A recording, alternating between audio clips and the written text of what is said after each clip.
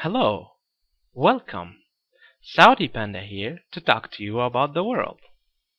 Currently, as you nerds know, our world is stretched out horizontally.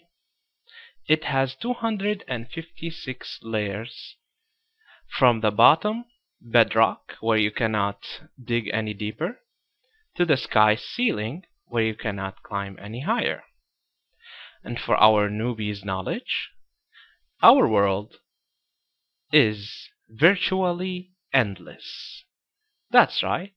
The further you explore, the more map is generated for you. This is to keep you sane. Who knows what you would do if you reached the edge of the world? It should also be mentioned that not all of the world is loaded to your RAM all at once. Only the area where you are right now. Our world is beautiful. We all have maps to prove it. And with that said, let's try to imagine things differently. This is a suggestive... Oh, I got that sheep up there. This is a suggestive draft for a cube world. Let's take a good look at it.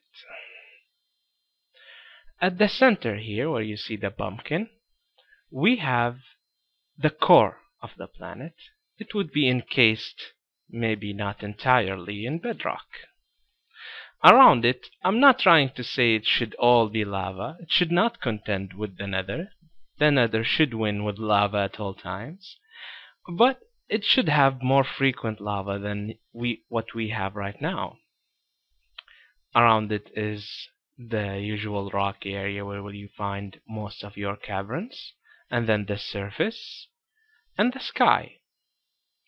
There you see I'm trying to emulate clouds around a floating island. In this suggestion, the world is limited, but it would still be huge, very huge. I hope that's not too bad. Now come, let's ponder the gravity of a cubic world. Here we have the center, the core of the planet, and these torches represent a borderline between surfaces. You'd have a borderline spanning from each corner of the core to each corner of the edge of the planet. So 8 of them, 8 borders. When you are on a surface, you are affected by its gravity normally, as you are affected now. When you jump, you'll jump and come down straight, just as we do right here. You would not be pulled to the core of the planet. You would not be pulled to the center of that surface for 2 reasons. First, your brain is made out of red ore, as we know, and it would not sit well with it. And second, it would make climbing a mountain, say right here at the corner, almost impossible.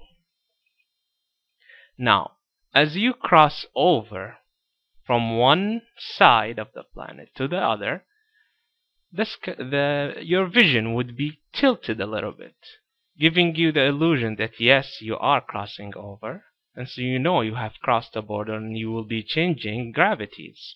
As soon as you cross the border, you'd be standing up like this. Now you're saying, what if I'm standing right on the border? How is gravity pulling me then? Let's imagine an object is falling from the sky directly on a corner. How does it react? How would it fall? Which way would it fall? Now we have several solutions for that. We could say that the client will calculate which side is more dense than the other, and the one which has less space will take over and bring you over to its side. Another solution is that when the world is created, each surface would get a priority number, and whenever a calculation is needed, the surface with the higher priority would pull you towards it, and that would be that. It can be solved anyways. Alright, we are done talking about the cube. We all know that we are going to get seasons for sure. We don't want it to just be texture mods. We wanted actual seasons for each biome. And we want natural disasters. I think you would agree. In our natural world, of course, we should have earthquakes, floods, and volcanoes erupting. A nice idea I had about this cubic world is if we have an earthquake, one side would be turning like a Rubik's Cube. That would really screw up your mind, wouldn't it? Oops, sorry. Let's get back up there. That's all I had to say today. See you soon. I don't think I'm getting up there today. The sheep made sure of it. There. You're standing on my cake. How rude. You're claiming it. All your cake belongs to us. Bah. Alright, thank you for watching. I have a forest to put out. A forest fire to put out.